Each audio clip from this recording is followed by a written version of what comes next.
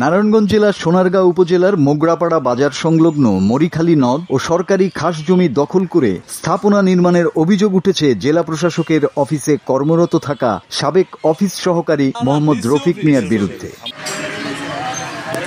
স্থানীয়রা জানান, grand trunk রোডের পাশে বটগাছতলা ঘাটলার পশ্চিম দিকে দমদমা বৈঠকখানা এলাকায় নদ ও আশেপাশের খাস জমি দখল করে পাকা ভবন নির্মাণের জন্য আরসিসি পিলারের কাজ শুরু করেন মোহাম্মদ রফিক। এলাকাবাসীর অভিযোগ, ক্ষমতার দাপট দেখিয়ে তিনি নির্মাণ কার্যক্রম চালিয়ে যাচ্ছেন।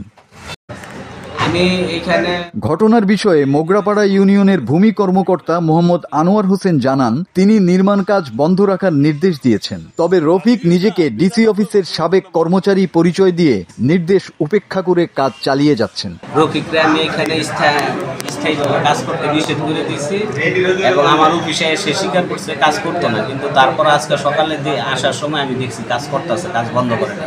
আমি স্যারে জানাইছি, স্যারে কইছে কাজ বন্ধ রাখেন, বন্ধ করতে বলছিলেন না, কিন্তু উনি আপনি বাধা শুনেন নাই।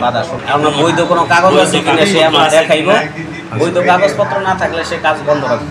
এ বিষয়ে মোহাম্মদ রফিক সাংবাদিকদের বলেন, আমি ডিবি অফিসে অফিস সহকারী হিসেবে কাজ করতাম। 6 মাস আগে এলপিআরে গেছি, আমার কাছে জমির বৈধ কাগজপত্র রয়েছে, তাই কাজ করছি। এদিকে সোনারগাঁও উপজেলার সহকারী ভূমি কমিশনার মঞ্জুরুল মোর্শেদ সাংবাদিকদের জানান, বিষয়টি আমার নজরে এসেছে, আমি খতিয়ে দেখব।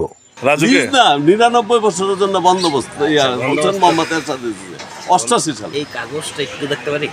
হ্যাঁ, কাগজ তো বাসায় ওই আমার বাইর রাজুকে ছিলেন না? হ্যাঁ, রাজুকে ছিলেন না ডিসি অফিস আমাদের নারায়ণগঞ্জে। আমি নারায়ণগঞ্জে ছিলাম না, কই আসলাম না দেন। রিপোর্ট মোহাম্মদ শফিকুল ইসলাম।